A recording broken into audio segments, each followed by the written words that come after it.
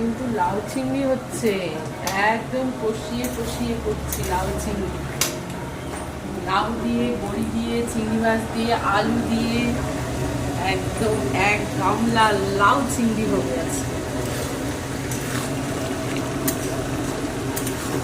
চিংড়ি মাছটা ভেজে কিছুটা দিয়ে দিয়েছি, আর কিছুটা বেটে দেবো, কিছুটা বেটের মধ্যে দেবো, আর কিছুটা কিছুটা মানে কি আজকে তো দেখতেই পাবে তোমরা, এত চিংড়ি মাছ কেটেছি, এত চিংড়ি মাছ দিয়ে দেবো আজকে লাউ দিয়ে, একদম জমিয়ে রান্না হবে। চলো, তার সঙ্গে কিন্তু আবার বড়ি ভেজে রেখেছি, এটাও দেবো। এখন কষানো চলছে, পরে জল যাবে, তারপরে দেবো বড়ি।